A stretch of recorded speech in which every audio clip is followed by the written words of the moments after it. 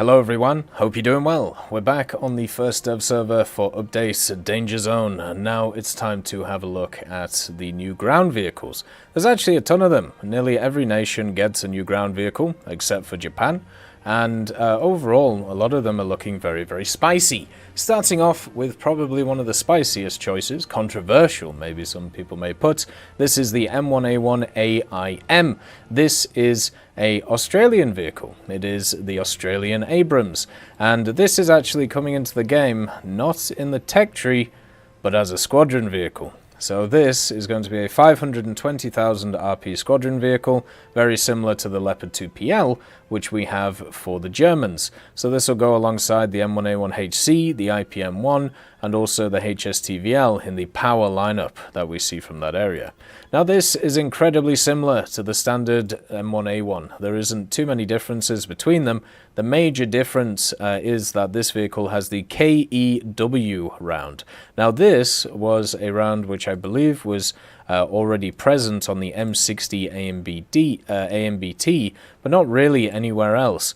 The round itself is pretty powerful for what it is, for a 120mm gun, and it has access to 583, 492, 337mm of pen respectively. Has the standard 120mm reload, has a bunch of 50 cals and 7.62s, or 150 cal and two 7.62s, and everything else that the general M1A1 has. There's only one slight difference on top of the round itself, and that is the fact that this thing gets slightly better thermals than the standard M1A1.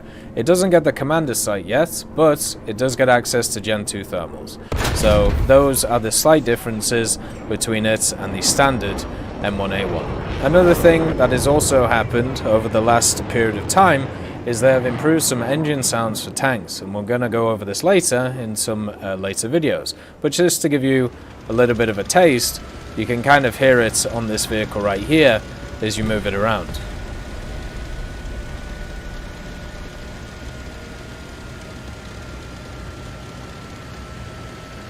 The sounds themselves generally sound pretty good.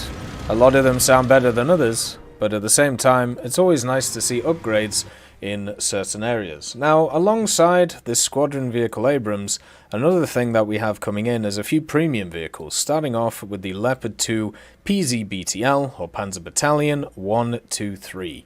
Now, this is the first vehicle that we have in game which kind of has physical camouflage on its inbuilt center. The M41 has a marketplace skin which kind of has a 3D effect of a bush on it, whereas this vehicle, it kind of is built into its actual skin itself.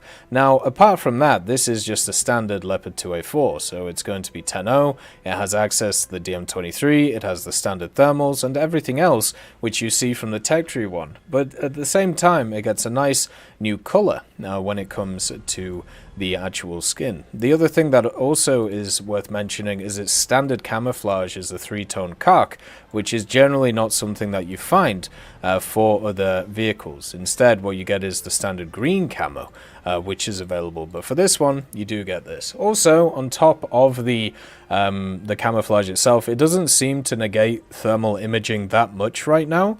Maybe that'll change in the future, and also you can still put bushes on top of the bushes. So if you feel like having some extra bush for your overall bush and go 70s style on us, you are able to do so. This is probably going to be a pack vehicle coming out next week, so don't worry, I'll keep you informed when it's about the place. It's the new high-ranking premium for the Germans, which will be able to research pretty much the whole tech tree for you. Talking about other vehicles which are useful for tech trees, we have the BTR-ZD. Now, one of the issues that the Soviets have had for an incredibly long time in War Thunder is a massive gap when it comes to its AAs. You can see here from 3.7 to 8.0, you have a tank destroyer and that was really about it. So the BTR-ZD, which is right here, will fill this gap a little bit better than what we've seen previously. You know, the other BTR right here has not done a bad job with the 14.5s, but the BTR-ZD is going to do a much better job with its 23mm ZU-23 cannons. It has a dual mounting, and what is kind of interesting about this vehicle is you can see they've just taken a stationary platform for the 23mm and stuck it on top of this chassis. You can actually have a look here and see all of the wires that are holding this thing on. So I feel like I definitely wouldn't want to be part of this thing. It would be kind of unstable, I suppose, at certain points. But this machine is fast. It also has quite a large crew. It's got 2 guys on the top. It's got 4 guys in the hull of the place, and also quite a decent engine for the actual the mass of it. It's 9 tons. It moves 240 horsepower, so it goes at 60 kilometers an hour. It's got good acceleration on it, and the only really limiting factor to this thing is the belts. The belts, the reload is quite long, 11.5 seconds, and you only get 100 rounds per belt, so you're going to blow through that super quickly on this vehicle. Overall, it's cool to see though, and it's something that the Soviets have needed for a very long time, so I'm very happy to see it overall. The next vehicle is for the British, and it is their version of the top tier premium. This is the Challenger something C, and as you can see, this is what one of its skins looks like. Its default skin is quite nice as well. This one is this one is modeled after the Challenger Mark II, so it's not a Mark III variant, which is why it's 9.7 instead of 10.0. But to be honest with you, the Mark III and the Mark II are incredibly similar anyway. You can see some cool sandbags on the front of it as well, giving it once again some physical nature to its skin, and also a lovely addition of decals and stuff on top of it. So if you've never played the Challengers before, they're really fun vehicles, great gun depression, decent mobility, not the best but not the worst at its tier either, and also has some pretty powerful lineups around it. The crowning glory of it though is the 120mm, which gives it really good reload rate on its first stage ammo. So this vehicle has access to quite a small ammo stowage in the front area. Like its first stage is only 3 pieces, but you can get those 3 pieces off at a ridiculous reload rate, reloading pretty much faster than anything else apart from stuff like Type 90s. So if you hit a target and immobilize it or take out its gun, you're going to be able to finish it off super quickly afterwards, which is why it's super fun to play the Challengers. And a premium one coming in, going to probably be very similar to the Leopard, where they'll do a pre-order package or something for it, so you can give it a go there. But it slots right into the 9.7 lineup alongside the Challenger Mark II and also some of the other elements. You could even up-tier it to 10.0 if you wanted to run it with the Vickers Mark 7 and the Challenger Mark III, and also this is going to be great for researching the whole of the tech tree. So I really enjoy the first Challengers. The Challenger 2s are not too bad either, but this one is definitely a favoured son. The next vehicle is Mahusiv. This is the G6 Rhino, and it is a howitzer platform which comes from South Africa. This vehicle is famous in many different ways for many different things. The main thing in War Thunder that people are going to be enjoying is the 155mm G6L45. This gun fires not just HE, it also fires HEVT, so you can go after aircraft if you want with this. So the gun itself also has really good elevation on it. So you can see here that it has a vertical guidance of plus 75 degrees and also 5 degrees of gun depression, 24 degrees per second targeting speed, which is quite nice as well. And the only real limiting factor is the horizontal guidance on the machine, so you can only really push as far that way and also this way. The 155 will overpressure a lot of stuff that it hits. It has quite a long reload to kind of compensate for the fact that this should be a one-shot machine, and a lot of people have pointed out that it has a bunch of armor in the front of it that you can see here. But you're not really going to be filling this. This thing can carry 41 rounds. The main ammo that you can find is in the back here, and this is where all the storage will be. So you'll have your first stage ammo stowage, which will probably be these rounds right here, or the rounds next to it, which are in these boxes or in the open. So the likelihood that you actually have ammo stored here, unless you've, decided to take full ammo in this for some reason, is going to be very, very low. Also, as a 7.0 vehicle, one of the niceties this thing has is MVDs. So you have thermals in this vehicle. Now, the thermals aren't working right now, or at least I can't find them on the vehicle anywhere. It's not on the commander site, the driver's site, or the gunner's site. So I'm guessing it's supposed to be for the gunner site, because everything else has MVDs, but we'll have to see going forward. A cool machine, and we're going to see more and more howitzers as we go forward, so I'm completely fine with seeing this thing. Its mobility is not the best. It's also huge. The main issue that I have with it, actually, is the fact that its camera that you have with it is super close to the back. So hopefully they move this thing back a little bit. Otherwise, you're going to be stuck staring at the back of this machine for an incredibly long time. Also, the sensitivity of moving it around is quite bad, probably because of where the camera's situated. But that's hopefully something, as I said, that is fixed. The next vehicle is for China, and it is the ZTZ-99A. This is the new MBT, which is going to be coming to the top of the tech tree. Seems like every update, China gets a new MBT, and to be honest, they deserve them, especially since the tree has been so anemic for the longest time. So after the ZTZ-99-3, the Stage 3, you now get the ZTZ-99A. This vehicle bolsters a 1200 horsepower engine with some additional protection as well. You can see here it has the FY4 ERA on the upper glacis. It also has some composite under it, and just some very beefy blocks on the front of it. If you take away that, you obviously have the shield under it and the 3-man crew, which is the standard. It also has a 7.1 second reload, so still not as good as some of the other autoloaders at the highest echelon of the game.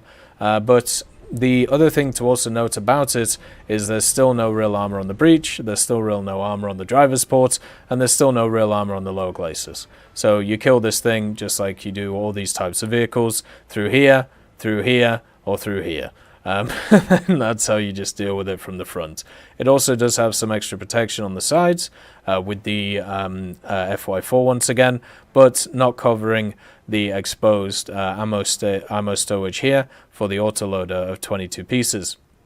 Even though the vehicle has 1200 horsepower worth of engine, it doesn't really go backwards either. So 4.8 kilometers an hour going backwards, with going forwards being fantastic. Hopefully at some point the Chinese learn what a reverse gear is, otherwise it's going to be very annoying to play this thing.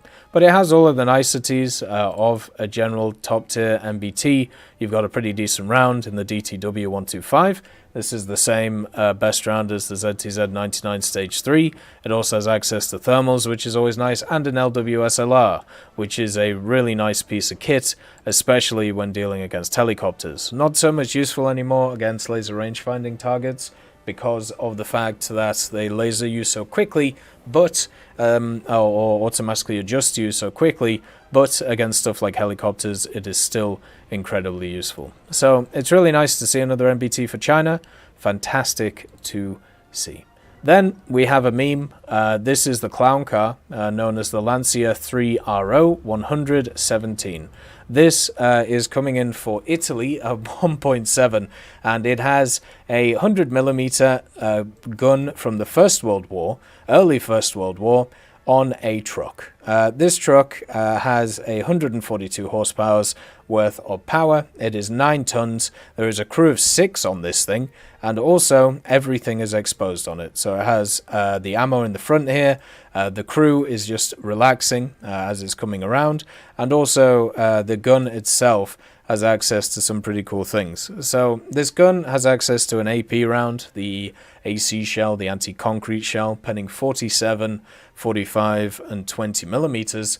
Then it also gets a HESH shell, one of the earliest adopters of HESH, I suppose, with 70 millimeters across the board. It has been said that this shell may change though, so it'll probably still stay HESH, but its penetration might differ, so it might not be as useful as the shell that you see here.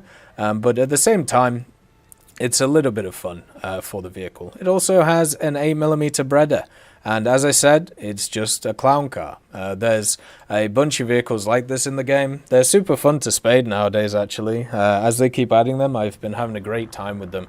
The whole row is the more recent one. But you can see with this thing, just look how ridiculous this is.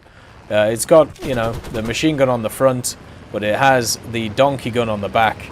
And it actually has pretty good speed, at least when it comes to paved roads. The actual reload is not terrible for a gun like this, but you'd hope that 4 Italians would be able to load a gun at a decent rate. And when you fire the gun, it has a bit of a kickback. Is probably the best way of putting it. So if you fire it on the move, just remember that it may alter your course as you're moving around the place. So just to give you an idea, you know, just on a wonderful summer's drive with the family, you know, little Timmy has an 8mm in the front, the boys are having fun with the 100mm in the back. What's over there? Looks like we're changing direction. It's time to go right. Who needs a steering wheel when you've got a 100mm gun? What a ridiculous machine, but fantastic to see it nonetheless. The Italians also get the VBC PT2. This is a Centauro, which has the Dardo turret, or at least a very close to Dardo turret, and also a very close to Centauro. What this thing could be classed as is pretty much a beefed up Centauro with that turret. A 25mm Oerlikon, which has access to APFSDS in the form of the PMB-09, gets access to thermals, the LWSLR, and also scouting, which would be quite nice. It joins the likes of the Puma, being a massive scout, an absolutely huge vehicle in general, and a decent power pack behind it. 520 horsepower for 25 tons, should be able to motor about the place and have a decent time. It can also reverse pretty well, which should be good for its maneuverability as well. Only a 3-man crew though, so if the turret gets popped, it dies. And since this thing has pretty much no armor, it's going to get popped quite easily. A lot of these vehicles that we've seen over the years, or over the last year at least, have been very, very powerful in the game. So it wouldn't be a surprise to see the VBC take over the game as well. When it comes to some other nations, we have another interesting vehicle in the form of the Mephisto. This was the first devlog that was actually announced and for this update, and also it is one of the more interesting vehicles in terms of playstyle compared to a lot of the other ones. The Mephisto is a APC which has access to ATGMs. Now right now it only has access to Hot 1s. It did say in the dev blog that it would have access to Hot 2s, so we'll probably see those at some point. It does also have access to thermals. It has Gen 1 thermals for the gunner and pretty decent optics for the ATGMs itself. So this is a box with 4 crew in it. You can see right here. Engine in the center, the 220 horsepower, kind of set up like a First World War tank, and the launcher is at the top, and so is the optics. So what you can do is you could technically hide this massive APC behind a very large rock and shoot over that rock with the ATGMs. Now, I'm not sure if this thing will be impervious if you shoot those ATGMs, because if you think about machines like the M901, if you actually hit the ATGMs while they're still in the barrel, the thing goes boom. And I'm just wondering if the Mephisto's going to be the same. But if it isn't, and it's actually got some survivability from getting shot in the ATGMs, it could actually be a really fun vehicle to play. It is also 8.3, so it's part of a mega lineup for France, which is the B2, the Brennus, also the Mars, the SK105, and also the AMX30 DCA for that lineup. Also the AMX10 RC as well, with its thermals that you can bring along with it. So it's a really good lineup, and you've just added another pretty interesting vehicle for it. I think most of the time stuff like the AMX30 is going to be much more useful for you, but in certain situations I can see the merit of this machine.